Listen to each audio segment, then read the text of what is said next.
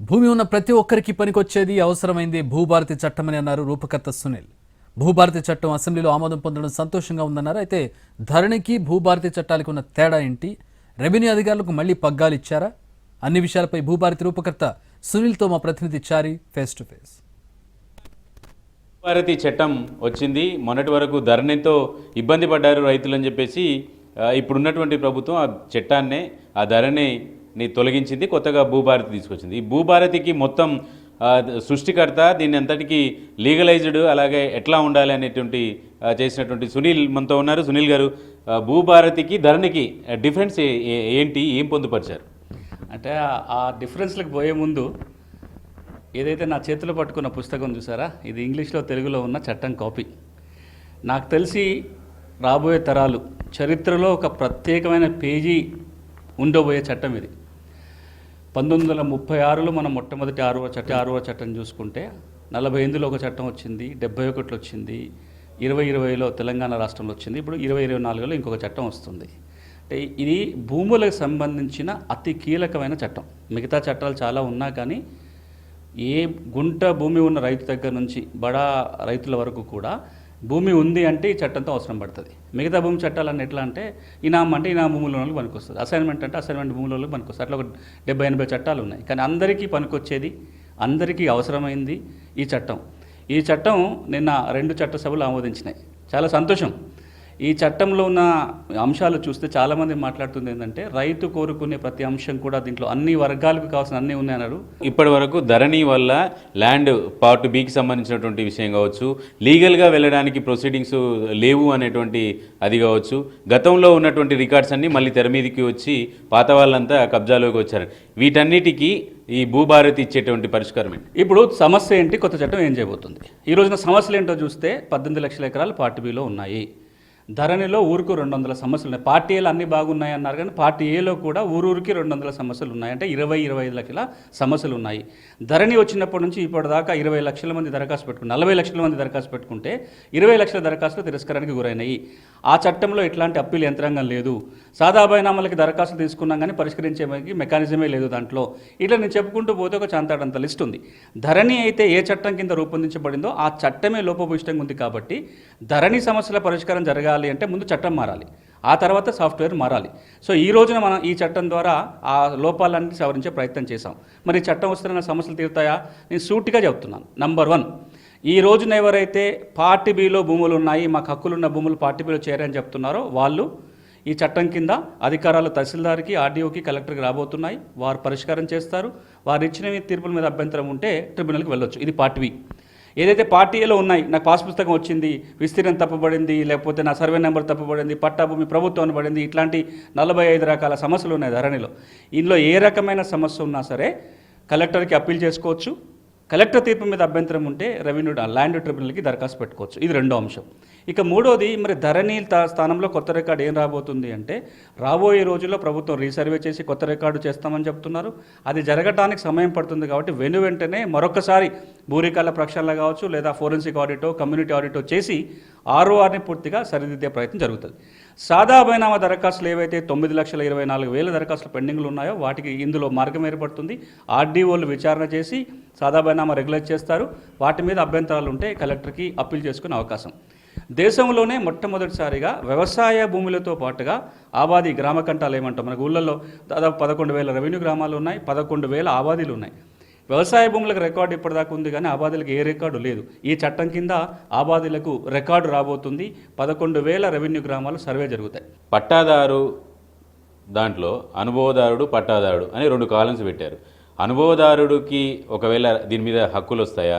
అనుభవదారుడికి ఒకవేళ కౌలు తీసుకుంటే భూమికి సంబంధించినటువంటి హక్కు భూమికి యజమానికే ఉంటాయి కాబట్టి అనుభవదారుడికి ఉండదని చెప్తారు. కానీ లీగల్గా అది ఇబ్బంది అంటున్నారు కదా, అది దాని మీద క్లారిటీ. దీని మీద చాలా గందరగోళం ఉంది. మనం అర్థం చేసుకోవాల్సింది ఏంటంటే ఈ అనుభవదారు కాలంలో ఎవరి పేరు రాస్తారు. నేను మాట్లాడే ముందు ఒక్క నిమిషం దీని బ్యాక్గ్రౌండ్ అర్థం కావాలి. గడిచిన 6-7 ఏళ్లుగా భూ రికార్డుల ప్రక్షాళన జరిగినప్పటి నుంచి ఇప్పటిదాకా పెద్ద ఎత్తున తెలంగాణలో ధరణి మీద, భూ రికార్డు ప్రక్షాళన మీద విమర్శ ఏంటంటే ఎవరైతే తరాలుగా భూమి దున్నుకుంటూ పట్టా కాలంకి ఎక్కకుండా కేవలం కాస్తు కాలంలో ఉన్నారో ఈ కాస్తు కాలం లేదా ఆక్యుపెంట్ కాలం తొలగించడం వల్ల గాల్లో దీపం అయిపోయింది వాళ్ళకున్న హక్కులు. అటు పట్టా రాలేదు, ఇటు కనీసం నాకు భూమి ఉంది అని చెప్పుకునే ఆధారం కూడా లేకుండా పోయింది. కాబట్టి భూమి హక్కుల గురించి మాట్లాడే వాళ్ళందరూ చెప్పిన మాట ఏంటంటే వాళ్ళ హక్కులను ఎక్కడొక చోట గుర్తించాలి. ఎట్లా గుర్తిస్తాము? ఇందులో 2 రకాల కాస్తుదారులు ఉంటారు. ఒకటి కౌలు చేసుకుంటారు. ఇప్పుడు మీకు ఎకరం భూమి ఉంది, మీరు హైదరాబాద్లో ఉంటారు, నేను ఊళ్ళో ఉంటే నాకు కౌలుకి ఇస్తారు, నేను కౌలుదారుని. ఇంకొకటి ఏంది, మీరు నాకు భూమి అమ్ముకొని పోయారు, సాదాబాయి నమ్మకి నాకు రిజిస్ట్రేషన్ కాలే, నేను సాదాబాయి మీద కొనుక్కున్నా, ఇంకా నాకు పట్టా కాలే, మీకు ఆ భూమితో సంబంధమే లేదు, మీరు ఎప్పుడో అమ్ముకున్నారో పోయినారో, మీ తరాలు కూడా మారిపోయినాయి, నేనే దున్నుకుంటున్నా, కానీ ఇంకా పట్టాకి ఎక్కలే. ఇది ఇంకొక రకం. 3వ రకం ఏముంటుందంటే వారసత్వంగా భూమి వచ్చింది, మా తాత పేరు రికార్డులో ఉంది, మేము మా నాయనలప్పుడే పంచుకున్నారు, మేము మా అన్నదమ్ములో మేము పంచుకున్నాం, కానీ రికార్డులు మారలే, మా తాత పేరే ఇంకా పట్టదారుగా ఉంటుంది, కబ్జా కాలంలో నేను ఉంటా. ఇది వేరే రకమైన కబ్జా. ఇప్పుడు ఈ చట్టం ఏం చెప్తుందంటే కౌలుదారుల పేర్లు ఈ రికార్డులో రావు. కౌలుదారుల పేర్లు ఇందులో రాసే ప్రత్యేక ఎక్కడ రాస్తారంటే 2011లో కౌలుదారులకు సంబంధించిన ఒక ప్రత్యేక చట్టం ఉంది. అప్పుడున్న ప్రభుత్వం తీసుకొచ్చిన చట్టం. ఆ చట్టం కింద ప్రత్యేక రిజిస్టర్ ఉంటుంది. భూ యజమాని ఒప్పుకుంటేనే 11 నెలలకు పనికొచ్చేట్టుగా ఒక గుర్తింపు కార్డు ఇస్తారు. ఎవరికి కార్డు వస్తే వాని పేరు వేరే రికార్డు రాస్తారు. 6 రికార్డుల్లో కౌలుదారు పేరు రాదు. మరి ఎవరు రాస్తారంటే ఎవరైతే వారసత్వంగా భూమి వచ్చి ఇంకా పట్టా మార్పిడి జరగలేదో, ఎవరైతే సాదాబాయినామాలో ఉన్నారో, ఎవరైతే యజమాని కావాల్సిన అన్ని అర్హతలు ఉండి ఇంకా పట్టాదారు కాలేదో అలాంటి వాళ్ళ పేర్లే రాస్తారు. ఆ పేర్లు కూడా గ్రామంలో ఉన్న అధికారి రాయడు. ఆర్డీఓకో కలెక్టర్లకో అధికారాలు ఇవ్వబోతున్న రూల్స్లో మనకు తెలుస్తుందని వాళ్ళు విచారణ చేసి భూమి మీద వాస్తవంగా ఉండి ఈ ఇన్ని హక్కులుంటే రాస్తారు తప్ప దీని వలన భూ యజమానుల హక్కులకి ఈసుమంతు కూడా నష్టం జరగదు.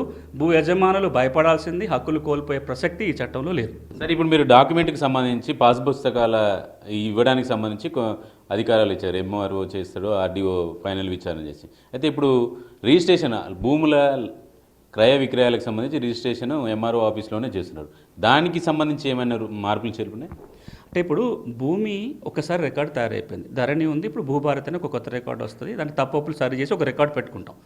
దీంట్లో మార్పులు 3 సందర్భాల్లో జరుగుతాయి. ఒకటి రిజిస్ట్రేషన్ జరిగినప్పుడు మార్పులు జరుగుతాయి. 2 వారసత్వం భాగ పంపకాలకు వచ్చినప్పుడు మార్పులు జరుగుతాయి. 3వది ఇతర సందర్భాలు, కోర్టు తీర్పులు కావచ్చు, లవణి పట్టాలు, 13 వీలు. ఈ చట్టం ఏమంటుందంటే కొనుగోలు కనుక చేసినప్పుడు పాత చట్టంలో ఎట్లయితే పద్ధతి ఉందో కొనుగోలు చేయగానే తహసీల్దార్ రిజిస్ట్రేషన్ చేస్తాడు, వెంటనే మ్యూటేషన్ జరిగిపోతుంది, ఏ ఇబ్బంది ఉండదు.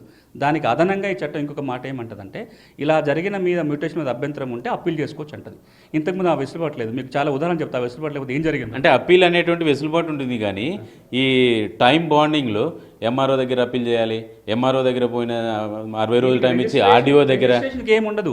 రిజిస్ట్రేషన్ జరగానే మ్యూటేషన్ అయిపోతుంది, ఇంకేం ఇబ్బందే లేదు. ఇప్పుడు ఎట్లయితే పద్ధతి జరుగుతుందో, మీరు భూమి కొంటారు, తహసీల్దార్ దగ్గర పోతారు, రిజిస్ట్రేషన్ జరుగుతుంది, మ్యూటేషన్ అయిపోతే ఏం ఇబ్బంది లేదు. కానీ కొన్నిసార్లు తప్పుడు రిజిస్ట్రేషన్ జరిగి మ్యూటేషన్ చేసిన సందర్భాలు ఉంటాయి. కొన్ని ఉదాహరణలు ఉన్నాయి. నేను ఎప్పుడో భూమి అమ్ముకున్నా, ధరణి వచ్చిన తర్వాత కొనుక్కున్నాను, అప్పటికి మ్యూటేషన్ చేసుకోలేదు కాబట్టి నా పేరు ధరణిలో కొనసాగింది, నేను తీసుకెళ్ళి వారికి అమ్మేసిన. ఇప్పుడు పాత చట్టంలో తప్పుగా భూములు అమ్మినా కానీ మ్యూటేషన్ ఆపే అధికారం లేదు, కనీసం మ్యూటేషన్ రద్దు చేసే అధికారం, రిజిస్ట్రేషన్ రద్దు చేసే అధికారం ఎట్లాగూ ఉండదు, అది కోర్టుకే ఉంటుంది. కనీసం మీరు మ్యూటేషన్ ఆపి ఉంటే అసలైన భూ యజమానికి మీరు నష్టం జరగకుండా ఉండేది. సరే, ఇప్పుడు రిజిస్ట్రేషన్ చేసుకున్న తర్వాత రిజిస్ట్రేషన్ తప్పు అని చెప్పి అది మ్యూటేషన్ ఆపాలంటే మ్యూటేషన్ ఆపాలి అంటే అప్పీల్కి పోవాల్సింది. ఇప్పుడు మ్యూటేషన్ ఆపడానికి కుదరదు, వెంటనే మ్యూటేషన్ జరిగిపోతుంది. దీని మీద పెద్ద ఎత్తున చర్చ జరిగింది. ఏంటంటే ఈ చట్టంలో రిజిస్ట్రేషన్ జరిగిన తర్వాత రిజిస్ట్రేషన్కి మ్యూటేషన్కి మధ్యలో కనీసం ఒక వారం రోజులన్న కాల వ్యవధి పెట్టాలి. అభ్యంతరాలు ఉంటే తీసుకున్న తర్వాతనే మ్యూటేషన్ చేయాలి. ఏమైనా అభ్యంతరాలు ఉంటే రాతపూర్వకంగా తెలుపుతూ రిజెక్ట్ చేయాలని ఒక వాదన వచ్చింది. కానీ అలా చేస్తే మళ్ళీ ఇబ్బందులు వచ్చే అవకాశం ఉంటుంది. కొన్ని ఇబ్బందులు ఉంటాయి కాబట్టి ఆటోమేటిక్గా మ్యూటేషన్ చేసేసుకొని ఏమైనా అభ్యంతరాలు ఉంటే అప్పీల్లో ఎట్లాగో దాన్ని రద్దుపరచవచ్చు. కాబట్టి ఈ టైం గ్యాప్ ఉండకూడదు, రిజిస్ట్రేషన్ కాగానే మ్యూటేషన్ ఉంటేనే బాగుంటుందని ఎక్కువ మంది అభిప్రాయపడ్డారు కాబట్టి అది కొనసాగుతుంది. Thank you sir, thank you very much. మొత్తానికి ధరణిలో సమస్య చెప్పుకునేటువంటి వెసులుబాటే లేకుండా ఉండేది, కానీ ఇప్పుడు అన్ని రకాల భూములకు అన్ని వర్గాలకు సంబంధించినటువంటి చట్టం అందుబాటులోకి వచ్చిందని చెప్పేసి సునీల్ చెప్తున్నారు. కెమెరామెన్ రతన్తో చారి, ఎన్టీవీ, హైదరాబాద్.